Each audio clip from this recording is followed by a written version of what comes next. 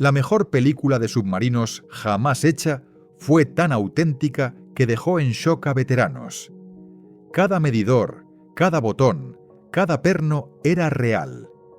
Y aún así, el hombre que escribió el libro, en el que se basa, la llamó una baratija de acción americana y propaganda. Esa es solo una de las historias detrás de las 10 mejores películas de guerra submarina de todos los tiempos. Arrancamos con algo más reciente. Es una producción francesa, pero alcanza un nivel de tensión y realismo que hoy en día no se ve en Hollywood. La historia sigue a un joven operador de sonar en un submarino nuclear francés, usando su increíble oído para rastrear a un submarino renegado y evitar una guerra nuclear. No es la típica película de acción, es intensa y realista a la vez. El director, Antonin Baudry, trabajó como diplomático y mete toda esa experiencia en la película. Los detalles técnicos están tan cuidados que hasta la propia Marina francesa recomendó la película a sus marineros. Varias escenas se filmaron en submarinos reales, y entre los fanáticos del tema se dice que casi no hay errores. Los críticos también lo notaron. Tiene un 92% en Rotten Tomatoes. Lo impresionante es que recibió la aprobación de tripulaciones reales. Expertos navales modernos la consideran de lo mejor del género. Durante una crisis con Rusia, Gene Hackman y Denzel Washington están atrapados en el USS Alabama, discutiendo sobre el significado de un mensaje incompleto del mando. Lo que empieza como un simple desacuerdo termina en motín, luego un contramotín, y en 2 horas pasa absolutamente todo lo que puede pasar en un submarino. Poca gente sabe que la Marina de EEU no quiso colaborar con la película. No querían admitir que un motín podría ocurrir en un submarino americano, y mucho menos mostrarlo en pantalla. El director Tony Scott tuvo que ingeniárselas y alquiló barcos y helicópteros para filmar al verdadero USS Alabama saliendo de Pearl Harbor porque la Marina no le permitió nada. La trama se inspiró en un incidente real durante la crisis de los misiles en Cuba. El submarino soviético B-59 casi lanza un torpedo nuclear tras perder contacto con Moscú. Solo el segundo al mando logró evitarlo. Ese enfrentamiento se volvió el eje central del conflicto de la película. Cualquier submarinista te dirá que Marea Roja es entretenida, pero pura fantasía. Las peleas, el manejo de órdenes nucleares, todo eso es Hollywood. Los veteranos lo han dicho. Aún así, Quentin Tarantino, que ayudó en el guión, aunque no sale acreditado, la tiene como su favorita del género. La tensión es real, aunque las tácticas no. Ambientada en el Pacífico durante la Segunda Guerra Mundial, esta es probablemente lo más cerca que Hollywood ha estado de mostrar cómo era la guerra submarina, según los que estuvieron ahí.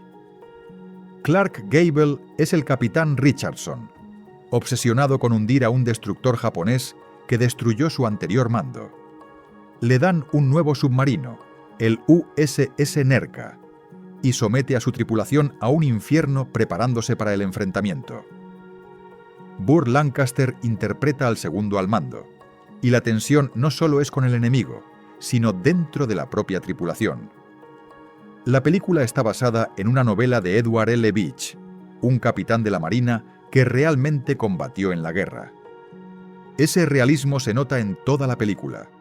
Las escenas de batalla, el uso del periscopio, los cálculos de distancia, el torpedo data computer, todos esos detalles que nunca salen en las pelis de guerra normales. Los submarinistas de verdad la elogiaron. Incluso hoy, los veteranos dicen que es de las pocas que muestran cómo era la vida bajo el agua. La producción trabajó de cerca con consultores navales para que todo fuera auténtico. Charlton Heston es el capitán Paul Blanchard, al mando del viejo USS Neptuno. Después de chocar con un carguero cerca de Connecticut, el submarino queda atascado en un cañón, a casi 500 metros de profundidad, con toda la tripulación atrapada y quedándose sin oxígeno. La Marina estadounidense apoyó totalmente la película, en parte porque querían mostrar su nueva tecnología de rescate tras el desastre del Thresher. El DSRB-1 Mystic, un mini submarino de rescate real, aparece bastante. Barcos, personal y expertos reales participaron. Heston incluso entrenó con la Marina en San Diego. Las escenas de rescate no son solo ficción, básicamente son propaganda del programa de rescate submarino de la Marina. Como película, salió en plena moda de pelis de desastres de los 70. A los críticos no les fascinó. Tiene un 63% en Rotten Tomatoes. La llamaron formulaica pero decente. Entre submarinistas reales, es respetada por mostrar procedimientos y tecnología auténticos. Hay algunos momentos muy de Hollywood, pero en general, la Marina logró lo que quería: presumir de su equipo y sus tripulaciones. Clásico duelo de la Segunda Guerra Mundial. Robert Mitchum lidera al USS Haynes, cazando a un submarino alemán comandado por Kurt Jürgens. Es una película compacta, solo 98 minutos, centrada en la táctica y la guerra psicológica. La tensión está en el enfrentamiento mental entre dos capitanes expertos, jugando una partida de ajedrez mortal en el Atlántico. Está basada en una novela de D.A. Rainer, quien sirvió en la Royal Navy. La adaptación cambia a británicos por americanos, pero mantiene la esencia estratégica. Usaron el verdadero USS Whitehurst, con historial real de guerra, y construyeron un modelo a tamaño real de un U-Boat para el rodaje. Los efectos especiales ganaron un Oscar en 1958, y el juego del gato y el ratón táctico sigue siendo admirado. Los veteranos dicen que no cuenta una historia real, pero captura perfectamente la sensación del trabajo. La guerra como un duelo de ingenio y resistencia, no solo de fuerza bruta. Y Kurt Jürgens lo resumió así: fue la primera película después de la guerra en la que un oficial alemán no era un monstruo. Basada en el desastre real del submarino Kursk en el año 2000. La película divide su tiempo entre el interior del submarino hundido, donde los sobrevivientes luchan por cada respiro, y la superficie, donde la burocracia naval rusa se demora días. Colin Firth aparece como el comodoro David Russell, ofreciendo ayuda británica, que, como era de esperar, los rusos rechazan al principio. La peli es algo desigual, mezcla cine de desastre con drama político, pero el golpe emocional es innegable. The Guardian la llamó una película desgarradora y perturbadora sobre hombres cuyas vidas fueron cruelmente menospreciadas, tal cual, y sigue siendo un tema delicado en Rusia. La producción intentó ser fiel a la realidad.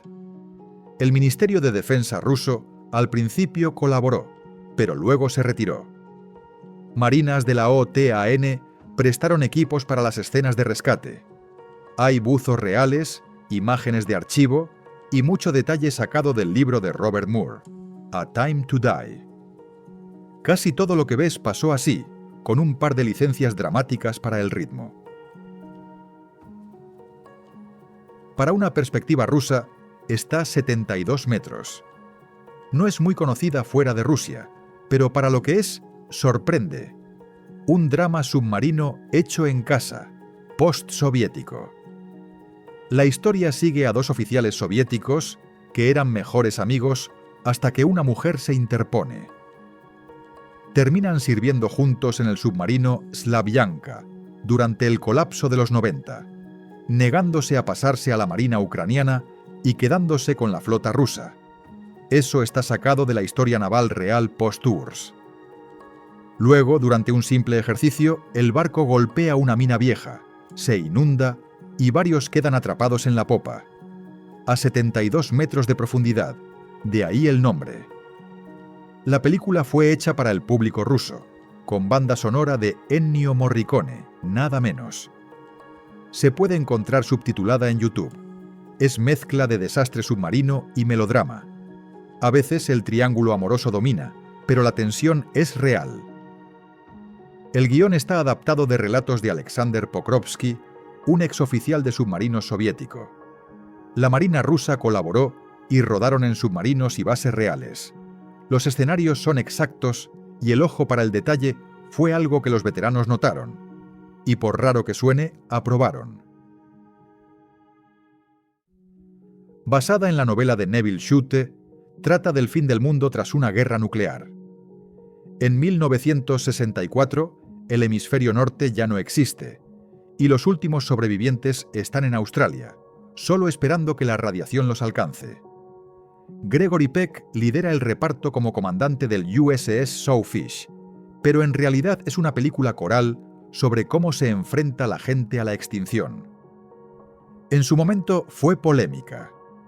El público en plena Guerra Fría no quería ver una peli donde todos mueren. MGM perdió dinero en taquilla y la Marina estadounidense no quiso saber nada del proyecto. El mensaje antinuclear era muy fuerte.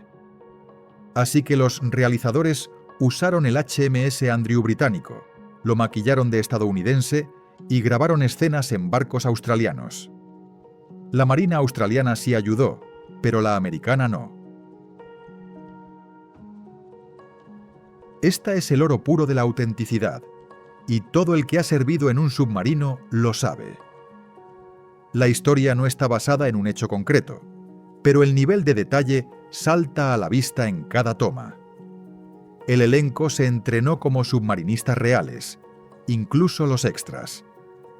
Rodaron todo dentro de una réplica a escala real de un U-Boot alemán, montada en hidráulicos para que se moviera, vibrara y se inclinara como el verdadero.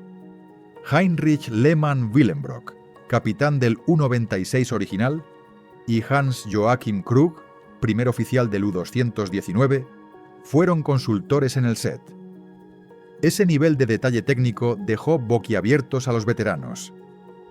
Lothar Günther Buchheim, el autor del libro, lo dijo así: «Cuando entré en esa réplica después de más de 35 años, fue un shock. Pensé que todo estaría hecho de poliestireno o madera, pero podía tocar cada válvula, cada manómetro, hasta los controles de profundidad. Estaba rodeado de los mismos instrumentos que había visto en acción». Pero Buchheim odiaba el tono de la peli. Dijo que tomaron su libro antibélico y lo convirtieron en una barata película de acción americana y propaganda. The Widowmaker cuenta la historia real del accidente nuclear del K-19 soviético en 1961. Harrison Ford interpreta al capitán, presionando a su tripulación en un submarino sin probar. Cuando falla el sistema de refrigeración del reactor, solo queda una opción. Voluntarios tienen que meterse en un infierno radioactivo y arreglarlo a mano. Si no lo hacen, existe una posibilidad real de que explote y empiece la Tercera Guerra Mundial. Roger Ebert la puso al nivel de Das Boot y La caza del Octubre Rojo por la tensión y el realismo. El equipo buscó precisión histórica, habló con sobrevivientes y cuidó hasta el más mínimo detalle. Ford incluso se reunió con miembros reales de la tripulación. La película sigue de cerca la historia real. El K-19 fue el primer submarino nuclear soviético con misiles balísticos. El accidente ocurrió tal como se muestra, y los hombres realmente tuvieron que improvisar un sistema de refrigeración con lo que había, sabiendo que probablemente les costaría la vida. 7 murieron al instante, más en los años siguientes. La forma en que la peli muestra la reparación y la radiación, eso sí pasó.